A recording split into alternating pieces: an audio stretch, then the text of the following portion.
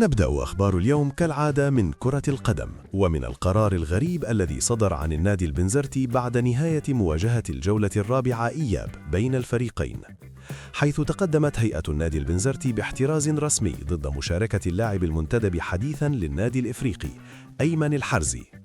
هذا الاحتراز لم يكن عشوائياً، بل استندت فيه هيئة النادي البنزرتي على مسألة قانونية دقيقة تتعلق بعقوبة الثلاث إنذارات التي تلقاها اللاعب مع فريقه السابق الاتحاد المنستيري، وكان آخرها في مواجهة الترجي ضمن الجولة الثانية إياب. وحسب وجهة نظر هيئة النادي البنزرتي، فإن اللاعب كان عليه أن يستوفي هذه العقوبة قبل أن يشارك مع النادي الإفريقي، خاصة وأن تأهيله تم قبل انطلاق الجولة الرابعة بيوم واحد فقط. لكن في المقابل النادي الإفريقي كان له رأي مغاير تماماً، إذ أكد أن هذا الاحتراز لا يستند على أي أساس قانوني سليم، بما أن عقد اللاعب أصبح ساري المفعول بداية من يوم 29 جانفي، وهو التاريخ الذي جاء بعد أن استوفى اللاعب العقوبة مع فريقه السابق وغاب عن مواجهة الاتحاد المنستيري ضد الأولمبي الباجي في الجولة الثالثة إياب. هذه النقطة تحديداً كانت هي المفتاح في هذا الملف، لأن اللاعب فعلياً أتم عقوبته قبل أن يصبح رسمياً على ذمة النادي الإفريقي، وبالتالي فإن مشاركته قانونية 100%. هذا الطرح أكده كذلك الأستاذ أنيس بن ميم المختص في القانون الرياضي في مداخلة إذاعية، أين أوضح أن الحرزي جاء للنادي الإفريقي برصيد خال من الإنذارات، وأن تأهيله تم بعد استيفاء العقوبة بيوم كامل، ما يجعل مشاركته شرعية ولا يمكن الطعن فيها قانونياً. وفي نفس السياق القانوني تم غلق ملف آخر كان قد أثار جدلاً واسعاً في الأيام الفارطة، حيث قرر الترجي الرياضي عدم اللجوء إلى محكمة التحكيم الرياضي التاس في قضية لاعب كرة اليد أسامة البوغنمي، وقبول قرار لجنة الاستئناف الذي أيد قرار الرابطة بهزم الترجي جزائياً ومنح نقاط الفوز للنادي الإفريقي ليغلق هذا الملف نهائياً. بعيداً عن الملفات القانونية، شهدت الساعات الفارطة ترويج أخبار تتعلق بمزود الأزياء الرياضي الجديد للنادي الإفريقي، حيث تم تداول معلومات عن اتفاق مع شركة بوما لتكون الراعي الرسمي بداية من الموسم القادم. لكن مصدراً خاص من داخل النادي أكد أن هذا الخبر لا أساس له من الصحة، وأن الإدارة لم تحسم بعد في هذا الملف، خاصة وأنها تملك حالياً 5 عروض من شركات رياضية مختلفة بعد أعلام المزود الحالي بإنهاء العلاقة التعاقدية في شهر جوان.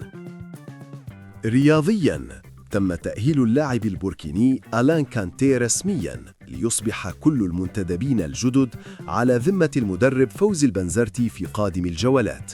كما تم نفي الأخبار المتعلقة بإصابة أسامة بوغارا لمدة 3 أسابيع، حيث تبين أن إصابته عضلية خفيفة وتستوجب 3 أيام راحة فقط، وعودته ستكون تدريجية، ومشاركته ضد النادي الصفاقسي تبقى رهينة جاهزيته البدنية.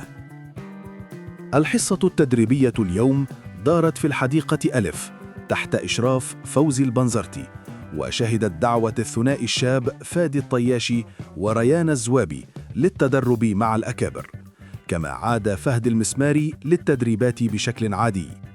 الصادق محمود وأسامة بوغارا يتدربان بصفة فردية، فيما سيجري الفريق حصتين تدريبيتين يوم الأربعاء وحصة أخيرة صباح السبت قبل التحول إلى صفاقس والدخول في تربص مغلق استعداداً لقمة الجولة الخامسة إياب ضد النادي الصفاقسي يوم الأحد بملعب الطيب المهيري.